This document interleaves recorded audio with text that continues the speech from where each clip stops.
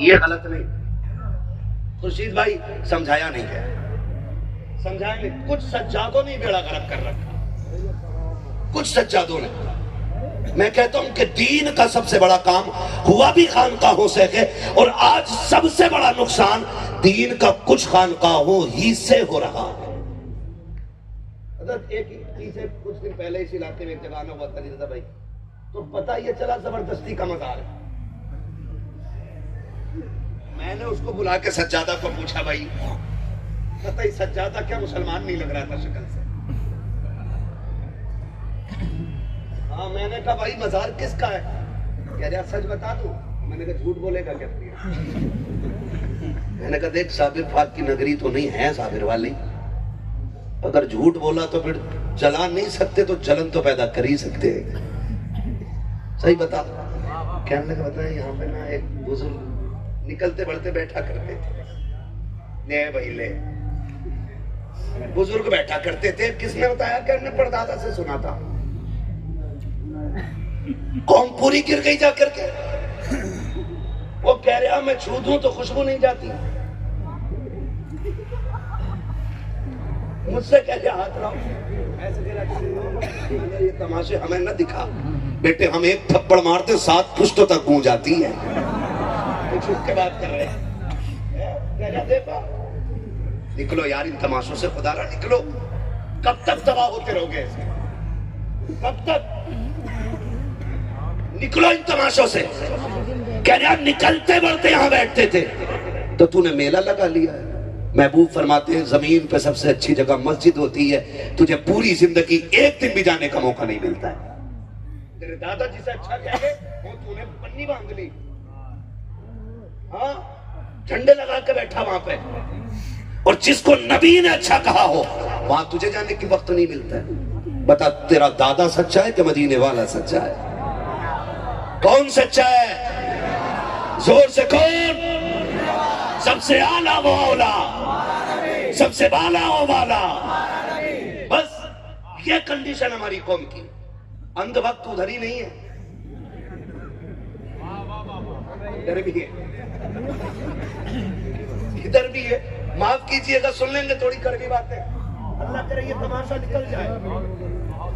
ये तमाम मेरे सर के ताज उलमा बैठे हुए, अल्लाह इनके कदमों की खैरात मेरी नस्लों को अता करे। अगर उलमा के कदमों की खाक मेरी नस्लों को मिल जाए तो मेरी किस्मत की महराज है। अगर उलमा इतनी शान वाले हैं तो फिर सादात की अजमतों का कहना ही क्या है। मैं बाकी बात इनके हवाले से क्या कहूँ। इमाम शाफई से किसी ने कहा था आप बताएं ना सैयदों की शान क्या होती है, तो 2 बातों में बात खत्म कर दी। उन्होंने कहा सैयदों की शान मुझसे पूछते हो तो सुनो, ये वो लोग हैं जिन पे दुरूद ना पढ़ा जाए तो हमारी नमाज मुकम्मल नहीं होती है। जिन पे दुरूद न पढ़ा जाए तो हमारी नमाज मुकम्मल नहीं होती है। ये इमाम शाफई ने कहा। माफ कीजिएगा, बताओ खुर्शीद भाई बैठे हूँ, कमेटी वाले सारे बैठे, कितनी मेहनत कर रहे थे। मैं उन चंद लड़कों को दुआएं देता हूँ जिन्होंने मेरी गाड़ी निकलवाई, और इस मेहनत से हटा बचा के खुर्शीद भाई और इनके साथ के 2-4 लड़के उन्होंने गाड़ियां निकलवाई। कंडीशन ये थी, लगता ही नहीं था कि महफिल मर्दों की है कि औरतों की है। और वो जो चादरों का जुलूस निकाल रहे हैं, तुम भी मसला के आला हज़रत पे अमल करो। और मसला के आला हज़रत ये है कि एक चादर से ज्यादा चादर नहीं चढ़ाई जानी चाहिए। ये है मसला के आला हज़रत। एक चादर से ज्यादा चादर की इजाजत नहीं। हमारे मजारों पे 70 चादरें, और हमारे इदारे के बच्चे बैठे हुए एक ठंडे पानी के गिलास को तरस जाएं। कौन सा जवाब हुजूर को दोगे क़यामत में? मुझे बताया जाए। जिस कौम के पास कब्र पे बैठने के लिए एक ऊंट के सिवा करके बोटियां काट के तकसीम करने का वक्त ना हो, वो चादर ले जाने में 18 घंटे लगाती है। कौन सा जवाब हुजूर को दोगे? तुम अपनों के वफादार नहीं हो सके, मजार वालों के वफादार हो जाओगे। एक भीड़ चल रही है चादर लेकर के, भीड़, उसमें चाहे मेरा बेटा हो या आपका हो, एतराज इससे नहीं। जो गलत है तकलीफ उससे है,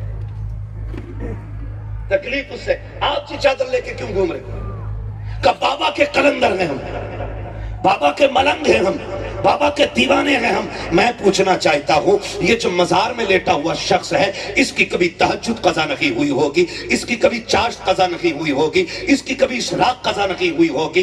फर्ज तो बड़ी बात है, जिसने नवाफिल न छोड़े होंगे उसके मजार पे जाने वाले तमाशे करते जा रहे हैं। एक वक्त का सजदा पेशानी में नहीं है, एक बार की तस्बीह सुबह से शाम तक की हमारी झोलियों में नहीं है। हम जा किधर रखे हैं? हमारी कौम को हो क्या गया है? वैसे ही हाथ फैला के कहते हो अल्लाह सलाहुद्दीन दे दे, मोहम्मद बिन कासिम दे दे। कब तक मांगते रहोगे? ये कोशिश क्यों नहीं करते हो खुदा हमी को सलाहुद्दीन बना दे, खुदा हमी को मोहम्मद बिन कासिम बना दे। कभी उठ के रात को ये भी तो कह अल्लाह सलाहुद्दीन भी तेरा बंदा था, मैं भी तेरा बंदा हूँ, मौला मुझ में वो जुर्रत पैदा कर, मैं तेरे दीन के लिए खड़ा हो जाऊं। मौला मोहम्मद बिन कासिम भी तेरा बंदा था, मुझे भी वो तौफीक दे कि मैं मोहम्मद बिन कासिम बन सकूं। उसके खजानों में कमी नहीं है, हमें मांगना नहीं आया। खुदा की कसम, उससे अपने रुतबों की बुलंदी मांगो, तुझे मांगने में देर होगी, उसे देने में देर नहीं होगी। हम तो मजारों पे भी गए तो हमने ये कहा बाबा 5 ट्रक हो गए, 6 और करा दो, 3 मंजिल बन गया है, एक और बनवा दो। काश कि छोचा शरीफ जाते, बरेली शरीफ जाते, मारारा शरीफ जाते, बिलग्राम शरीफ जाते, साहिब मजार के कदमों में बैठते और कहते बाबा दुआ करना जैसे रब ने तुझे अपना वली बनाया है, मुझे भी अपना वली बना ले। कितने लोगों ने मांगा जी, कितने लोगों ने मांगा, नहीं मांग पाए। सांसें गिनती की रह गई हैं, गिनती की। ये याद रखिएगा, जरूरी नहीं है मौत बाल सफेद होंगे तभी आएगी। अब तो बाप बैठा रहता है, बेटे का जनाजा उठ जाता है, दादा बैठा है, पोते का जनाजा चला गया। जाओ तुम्हारे पूरे शहर में एक एक दरवाजा जाके चेक करो और पूछो कोई घर ऐसा है जिसकी चौखट से एक जनाजा ना उठाओ।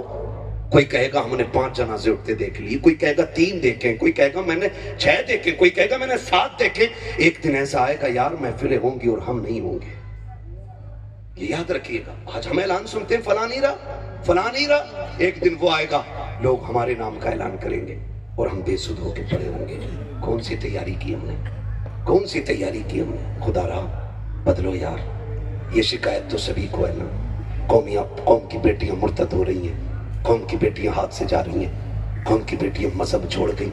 मैंने तो कल नागपुर में ये बात कही थी, मैंने कहा था काश हमारा ईमान फिलिस्तीन वालों जैसा मजबूत हो जाता। हिंदुस्तान वो जमीन है जहां पे बेटियां मुर्तद हो रही हैं, यानी पैदा कलमे वाले के घर हुई, कमाई पढ़ते कलमे वाले की खाई, परवरिश कलमे वाले की गोद में पाई, माहौल कलमे वालों का मिला, फिर दीन से चली गई। अमेरिका वो जमीन है जहां पे बड़ी तेजी से लोग मुसलमान होते जा रहे हैं। क्यों क्यों? वजह सिर्फ इतनी है कि उन्होंने सही मुसलमान देख लिए, उन्होंने सही, जोर से उन्होंने सही वाले मुसलमान देख लिए, इसलिए वो यहूदी होते हुए इस्लाम की तरफ दौड़ रहे हैं और हमने अपना कल्चर बिगाड़ दिया। इसलिए हम अपनी बेटियां खोते जा रहे हैं, अपनी बेटियां खोते जा रहे हैं। याद रखिएगा दीन से कोई समझौता नहीं। इस मसले में अगर कोई भी कमजोरी दिखाएगा ना तो फिर नुकसान उठाएगा। शरीयत की हदें हमारे लिए वो दीवारें हैं जो हमारी इज्जत की भी रखवाली है और हमारी जान की भी रखवाली करने वाली है। हाँ, ये दुख होता, देखो डोले झूले कुर्सों में लग रहे झूले है, दुकानें जितने बिसात खाने उर्स में लग रहे, कहीं किसी बाजार में लगते ही नहीं, जबकि यहां इन चीजों का कोई वजूद नहीं होना चाहिए, बिल्कुल नहीं होनी चाहिए थी ये चीजें। ये चीजें बिहार बंगाल में कुछ जगहों पे देखी गई, हमारे यूपी में भी ये चीजें उतर आई। हो क्या रहा है ये? अल्लाह राजी होगा इससे? बोलो। ये जो बाजार में आ रही है, या तो तेरी बेटी है या मेरी बेटी है, गैर की बेटी नहीं आ रही है। मुझे बताओ मस्जिदें हैं हमारे डोबा में? ये बात भी खुर्शीद भाई बताएं या कारी साहब बताएं तभी पता चलेगी। आप बोले ना है मस्जिदें? औरतें जाती मस्जिद में कि मर्द जाते? सारे बोले, पीछे वाले भी बोले। कौन जाता है? जाते हैं, मर्द जाते हैं। एक टाइम में भी नहीं, यहाँ एक टाइम में भी नहीं जाती औरतें। डर के क्यों बोल रहे? मेरे यहाँ कौन सी जाती है? फजर में नहीं, जोहर में नहीं, इशा में नहीं, किसी में नहीं जाती। जुमे में? अरे यार जुमा तो बहुत बड़ा दिन है ना, इसमें भी नहीं जाती? ईद के दिन? अच्छा, और बकरा ईद वो तो 3 दिन की ईद होती, उसमें भी क्यों है? जाती है? बोले जरा, क्यों नहीं जाती है? मुझसे ना पूछो, इन उलमा से पूछो, सादात से पूछो, इन बुजुर्गों से पूछो, ये बताएंगे हुजूर ने बेटियों की इज्जत महफूज की है। जमीन पे सबसे अच्छी जगह को मस्जिद कहा जाता है, सबसे बड़ी इबादत को नमाज कहा जाता है। नमाज के लिए औरत को मस्जिद में जाने की इजाजत क्यों नहीं? उलमा बताएंगे इसलिए इजाजत नहीं है ताकि इनकी इज्जतें महफूज रह सके। माना कि मस्जिद है, नमाज इबादत है, लेकिन जो मर्द और गैर महरम औरतें और मर्दों का इख्तिलात होगा उससे फितनों के शुबहात पैदा होंगे। हो सकता है किसी की बेटी की इज्जत में आंच आ जाए, हो सकता है किसी की बेटी की इज्जत में किसी का हाथ लग जाए। इसलिए इस्लाम इजाजत नहीं देता है कि कोई औरत मस्जिद में जाके नमाज जैसी इबादत अदा करे। अगर इस्लाम किसी बेटी को नमाज के लिए मस्जिद में जाने की इजाजत नहीं देता तो जाओ बेटियों से जाके पूछो, तुम अल्लामा की बेटी हो, मजदूर की बेटी हो, किसान की बेटी हो, ये अपनी जगह है। जो इस्लाम बेटी को मस्जिद की इजाजत नहीं देता वो इस्लाम बेटी को मेले मजार की इजाजत कैसे दे सकता है? बताओ। और नहीं दे सकता तो रोको। सिर्फ मौलवियों के सर सेहरा नहीं है कि हमारी बेटियों को ये रोके। बेटी मेरी हो, पहरे देने के लिए यहाँ है मेरे दरवाजे पे। रब ने हमें मर्द बनाया है और इज्जत का रखवाला बनाया है, इज्जत का रखवाला बनाया। हर भाई की जिम्मेदारी है वो बेटियों को घर से बाहर ना निकलने दे। है अजीब, वो देखा मैंने अभी, वो क्या सिर पे बांध के चलाए घूम रही।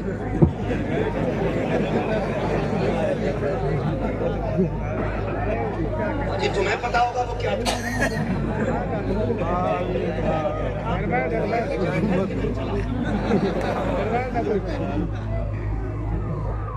कंडीशन देखे हमारी। नकाब किस लिए था?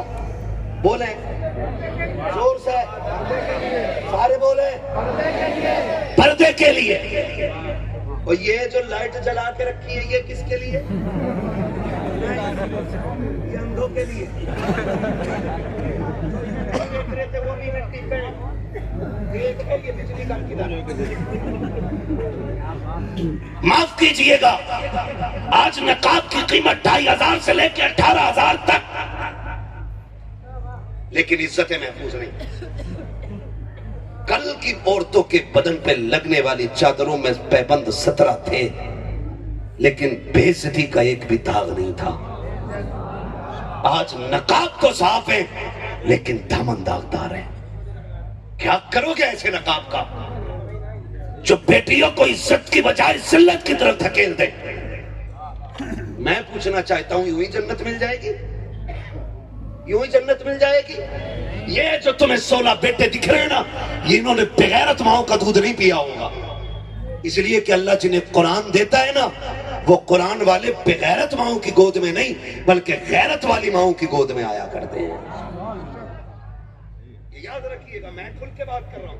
मेरा उसूल है, मैं आईना को दिखाऊंगा दाग चेहरे के, जिसे खराब लगे सामने से हट जाए, मसला ही कोई नहीं। हाँ, नकाब और बेपर्दगी। तुम एक बात बताऊं, आज फिलिस्तीन को देख करके लोग मुसलमान हो रहे। अभी आग लगी थी अमेरिका में, आग लगी थी, कैसे लगी थी? चिड़िया ने लगाई थी।